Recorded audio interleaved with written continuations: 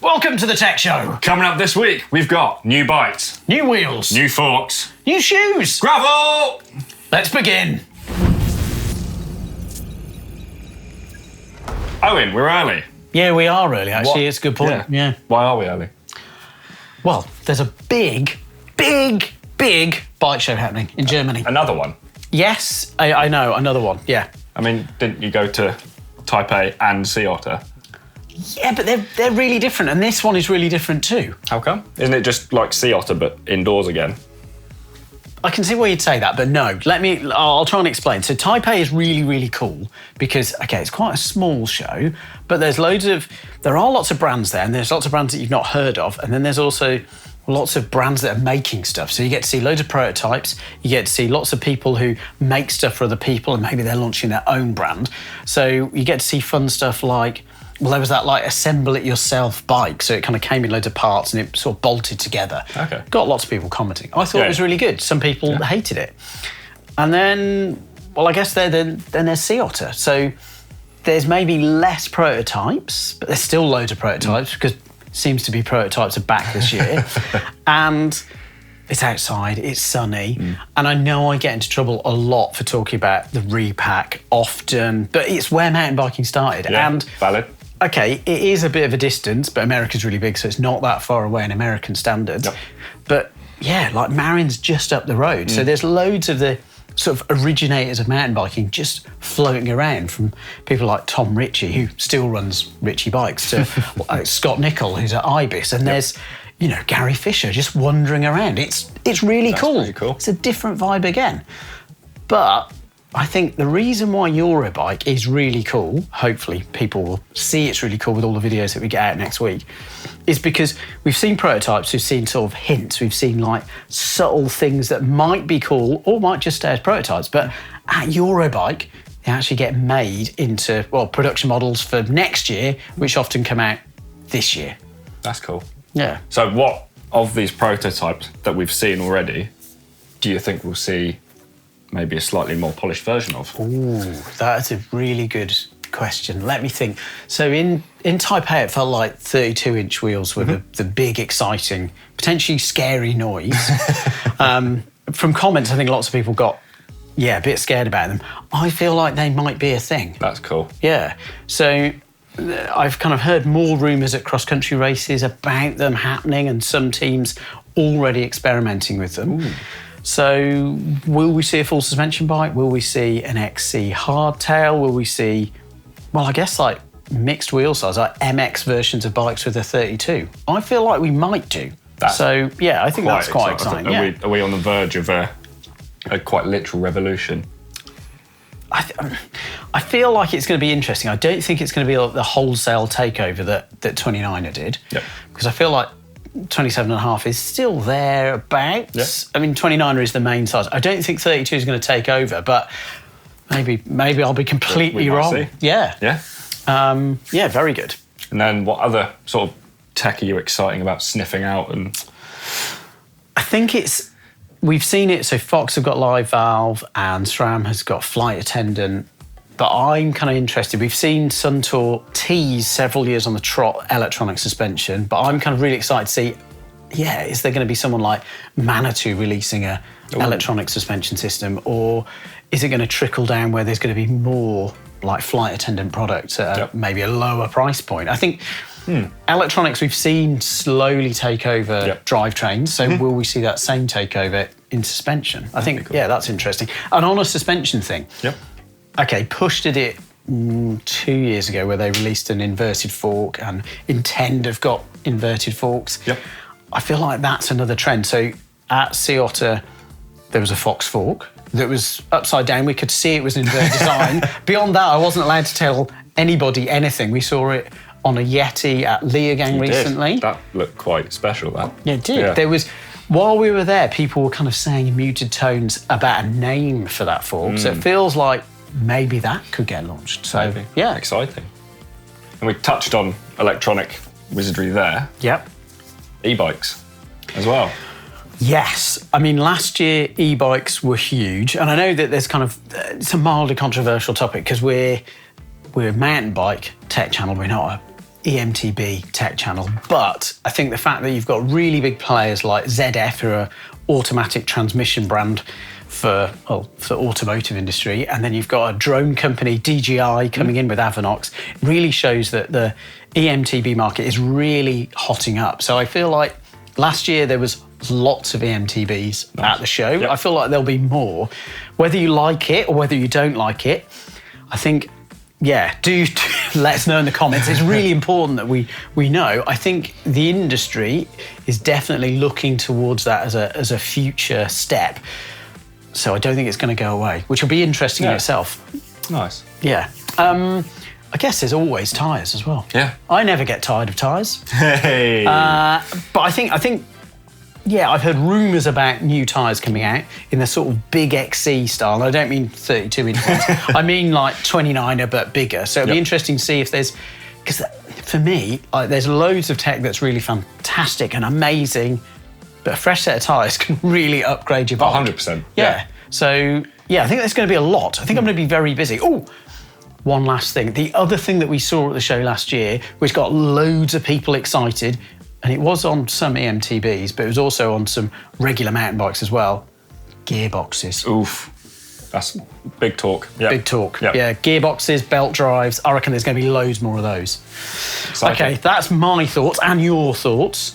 What are your thoughts and what's going to be big at Eurobike? Let us know in the comments down below, and get prepared. Get yourself some popcorn, because there's going to be lots and lots of footage from Eurobike of all the hottest tech. So tune in. It's time for the news, and I think we should start with a bit of shoe and tell. Oh, what you've done there. That's super. Brilliant. Yes, Shimano, one of the originators of mountain bike shoes. Actually, they are the original mountain bike shoe, because they invented the 2-bolt pattern, didn't they? Come at me in the comments if I'm wrong about that. But they've got a whole new range of shoes. So lots of updates, lots of new shoes. This wonderful jazzy XC shoe is just, standout. It's the XC903S. The S is because it's silver. Yeah. Clever. Updates on the current shoe, which is very similar to this, is that we've now got metal boa. Extra nice little bit of detail. Very nice. You can use it for cross as well, because you've got little toe studs in there. All the things that you need. Nice. But there's a whole other range of shoes as well, in terms of, there's another XC shoe which I quite like, which is the XC503, just because it seems to offer lots of the performance, but I feel like it's going to be at a lower price point, probably half the cost of this one. So it's still got carbon sole, it's still got a boa. So if you're into XC, it's another shoe option. But there's big news in gravity, isn't there? Yeah, so the gravity shoes have been revised as well. Yeah. So we'll start with the GE900 HS, this equally jazzy shoe here. Yeah, it is, equally, definitely. Very bright. White and speckled. Love to get some mud on these. So other than the jazzy finish on them now, they've actually done quite a lot of work to the underside of the shoe. Yeah. So the cleat box is now more rearward, so your foot is going to sit further forwards on the pedal. Really cool. Yeah, good for that gravity sort of like positioning, good stance. Very good. Yeah. And then what else have we got? They've also, I think, reworked that whole channel, where previously the shoe had a kind of like section, sort of like the sole would continue here, but now they've got this whole groove section, which is really interesting. I think the logic is that it helps when you're unclipped, you've got more space to sort of position, so the mechanism can sit in there, I think. But yeah. Very cool. They've also got a GE900, which is hard to say, women's version. Cool. So that's similar to the current shoe, but in a women's specific last, which I thought was really good to see. They've got a GE900, I'm saying that a lot, but they've got a Gore-Tex version. Nice. So it offers a really similar package. So you've got Velcro, you've got a boa, you've got that really good new sole, but it's got Gore-Tex. So it's got a liner sock, it's got loads of good details for when it's really wet and horrible. There's also GF800. We've actually got one. Oh, perfect. There we go. Look at that. So the name, the secret code in the name is, that's the flat pedal one. So this is an all new model. There is a women's specific one as well, but it's got a reworked sole and, single boa upper, which is interesting to see. I don't think we've seen that from Shimano in the flat pedals before. And finally, there's been a subtle update to the SD501 shoe. Which one's that? The SD501, I mean, it's a design classic from Shimano. Oh, the sandal. Yes, the SPD sandal. It's back. Yes. I know. So exciting.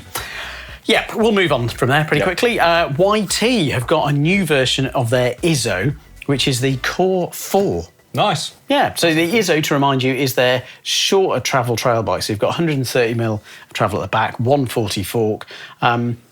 Short travel, sort of fun. Yeah. Exactly, yeah. In the slackest position, because it's a modern trail bike, so it's got a flip chip, you can get it as slack as 65.7. That's the head angle. Seat angle goes as slack as 76.5. They change at the same time. There's 5 different sizes, so the reach runs from 427 up to 512 on the XXL, so there's a lot of range. But anyway, the newness isn't about that, because that stays the same. What does change is we've got very blingy gold and black paint job.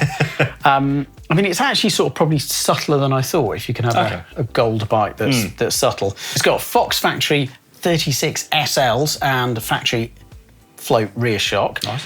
And the big news is it's got that just recently launched XTR Di2 shifter and rear mech. Yeah. Very good. Yeah. Nice.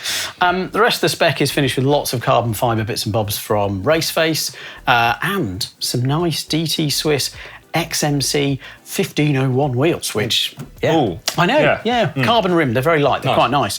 Price, because price is often a point, it's £5,999. That's good. And in euros?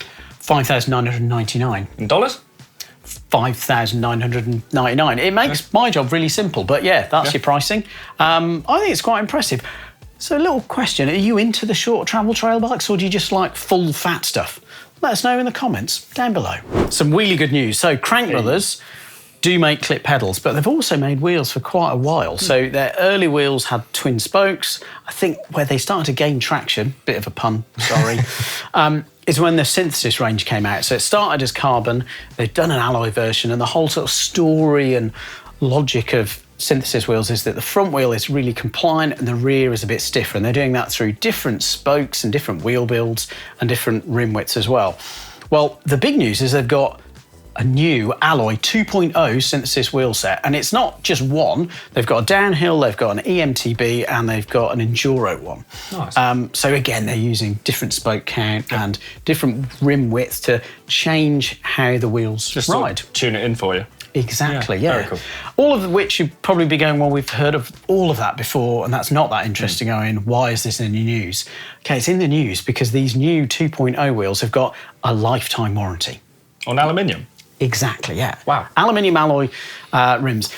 They're using some clever tech to get to this lifetime warranty. So they're using a 6069 aluminium, which is meant to be stronger just by itself. They're also shot peening it, which means, they're firing whether either metal or ceramic balls at it, changes the surface. It should increase the fatigue life, which then means that, Crank Brothers have used tech to help you get a better wheel. That's cool.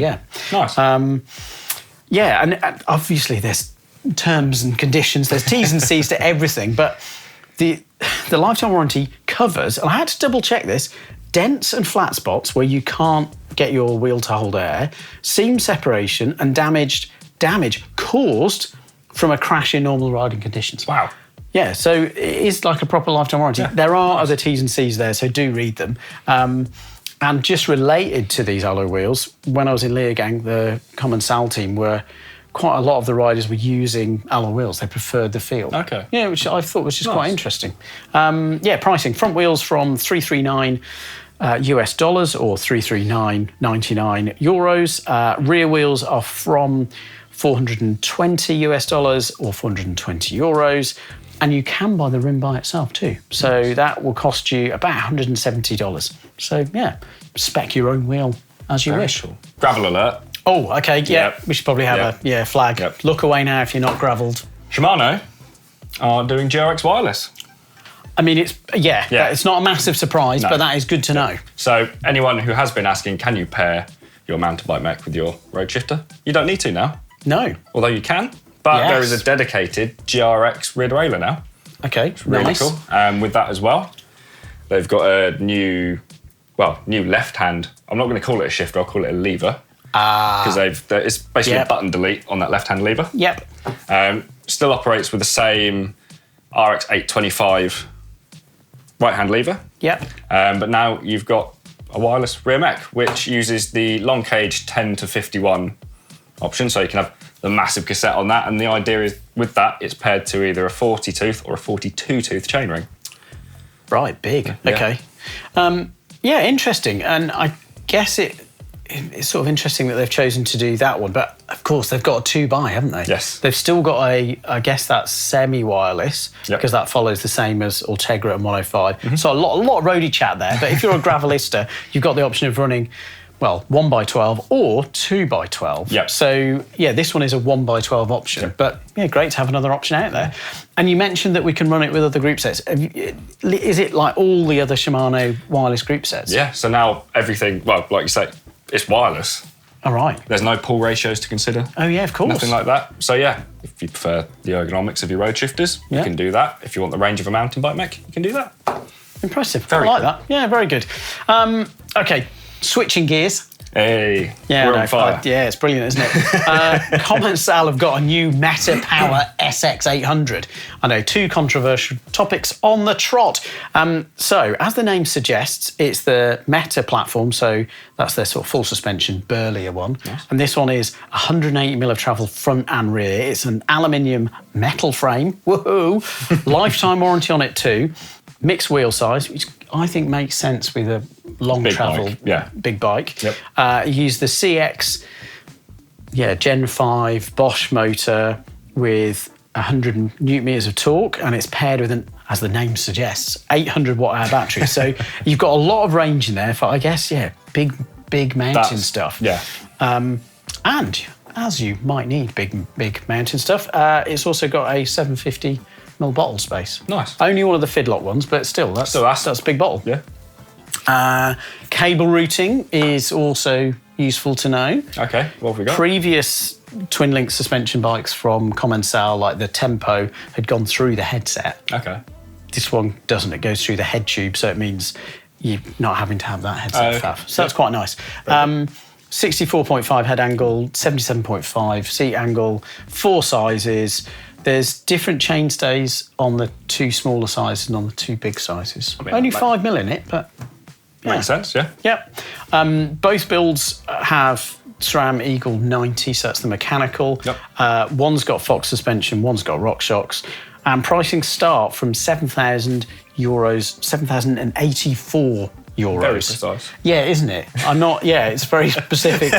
Not built to a price at all. No. They've just gone, that's what it will cost. That's what we're going to do. Yeah. Great. Cool. Yeah, I think that's quite good pricing for a big, burly e-bike. But let us know in the comments down below. And finally... I see what you did there, but I know what's coming. Oh, okay, yeah.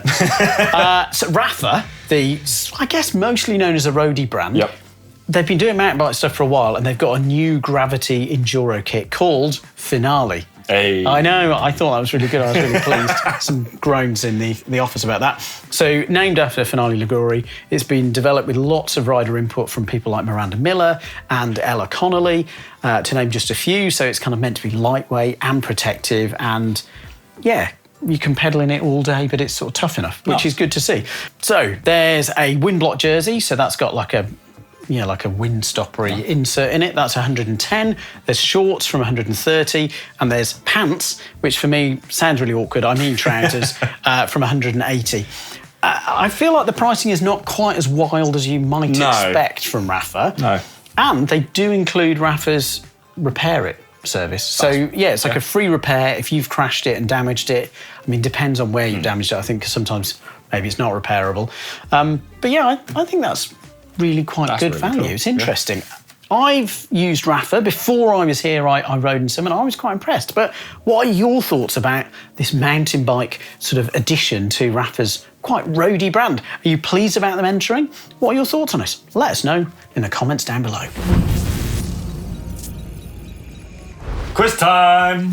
I love quizzes. They're really fun. I did a pub quiz recently, got second. I was really pleased. Very good. Thanks, team. It's good team effort. Right, last week we were talking about Shimano. We were talking about the new structure for their mountain bike stuff. So we've only got 3 tiers, not lots and lots. Then we talked about how they used to have this huge legacy of loads of different brands. And one of those sort of little sub-group set brands that I held very dearly to me is because it was on my first mountain bike, was STX. And there was STX and there was STX RC. So I asked you, well, what was the difference between STX and STX RC group sets? So I thought this would be really, really niche and not many of you would get this right. No.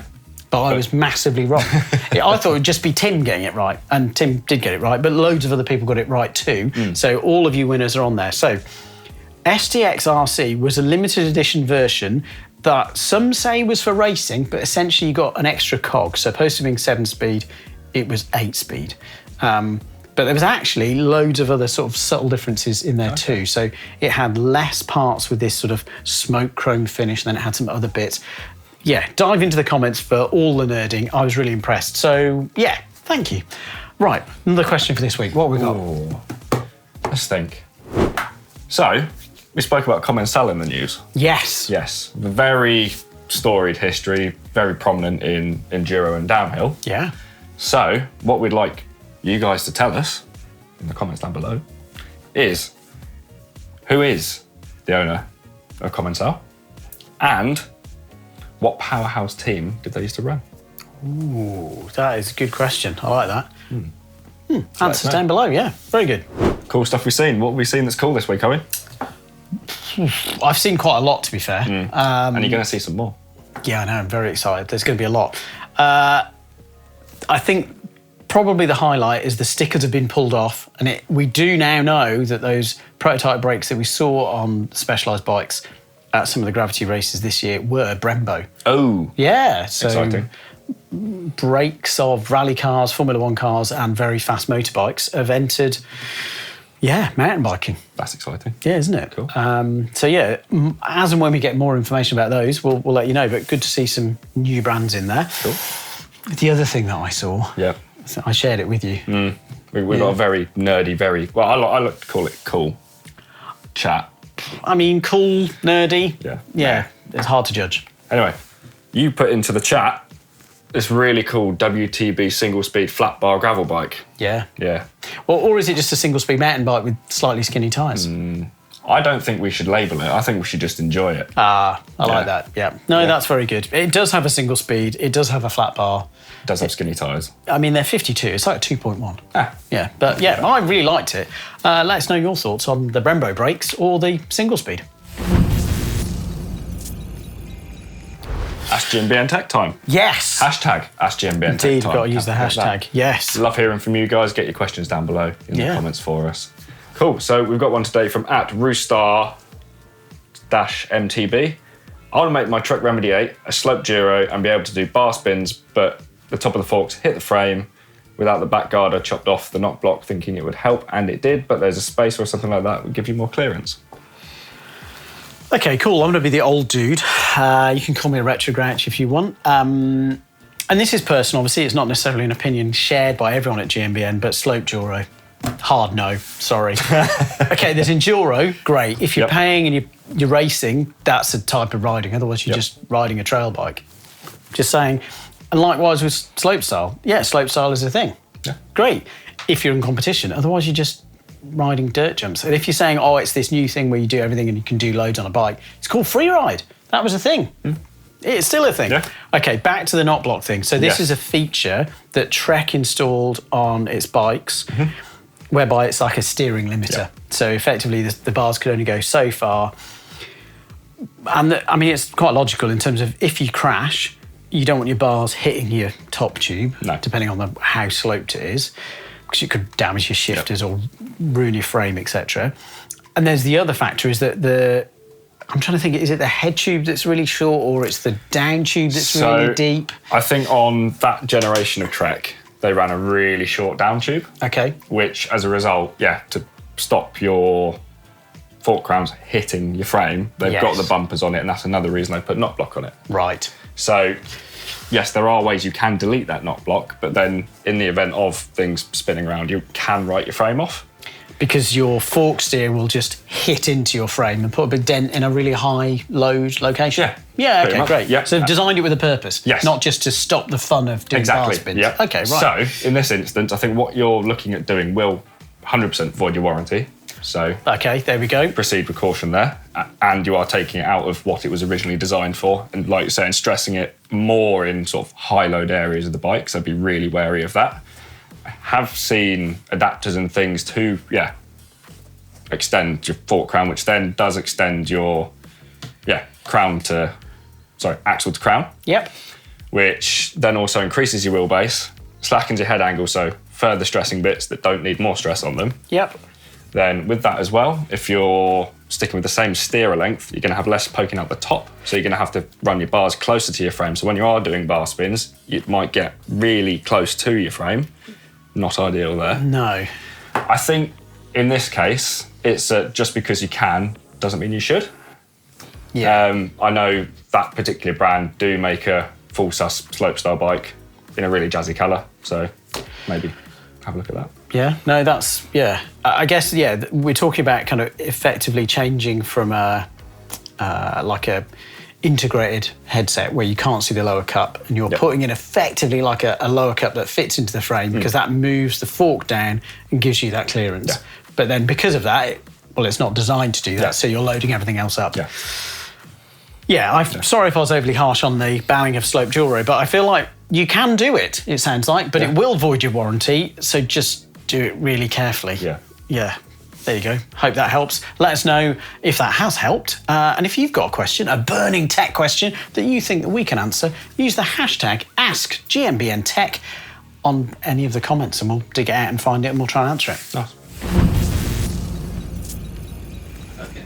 Cool. So around the launch and the hype of Shimano's Duo and Duo XT, now wireless group sets, we did get some really cool comments from you guys with your opinions on them. So yeah, we did. Cra55, I think the results of the 2024 Olympics will prove that the mechanical is still plenty good enough. I mean, yeah, that's very true. Yeah. Yeah. Ranges. Yeah. Yep, it does work. It works. Yeah, very good. That's talking about XTR, the old iteration, or sort of still current, but not quite current. It is cable pulled and it still worked.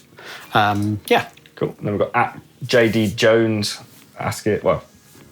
talking about searching for cobwebs. STX RC is a mountain bike group set. RC was ride-like components, good set, replaced with the dual line LX. Yeah, LX. There we go. That's also gone as well. Prophet Zarquon. Oh, what a wonderful reference to Hitchhiker's Guide to the Galaxy. Very good. Why would I want wireless? You know, all the parts are bolted to the bike. Yeah, electronic shifting, he says, yes, absolutely. But aside from installation, wireless is just additional licensing costs, weight, waste, and failure modes. I'll have to take, I'll disagree with you there, because I think if you're going to the extent of having electronic shifting, why not go to wireless? Because then it's even easier to fit. But we do know what ring size he will run, a 42. In-joke there from Hitchhiker's Guide to the Galaxy. Okay, what else we got? Cybermackie. So Saint is still the best because of all the cool gold accents. I mean, yeah, it does have gold bits. Is cool. Yeah.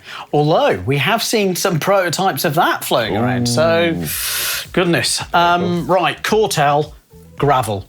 Big question mark. Just get a hardtail already. I want to sit on my hands on that one. Yeah. No, I mean, I think it's a broad church. So, of course you can get a hardtail, that's fine. Yeah. Now, here's the question to you. Would you run a rigid fork or are you going to go for suspension? Let us know in the comments down below. Okay, what are we looking forward to, if we haven't hinted at it already, for this coming week? I think it's Eurobike. Correct. Yeah. All week, Eurobike. Yeah, there's going to be a lot of Eurobike-ness. So get ready, get nerding, get some popcorn because there's going to be loads. There's probably going to be some really controversial stuff too. So dive into the comments if you love or loathe anything. And, well, we'll see you on the next Tech Show.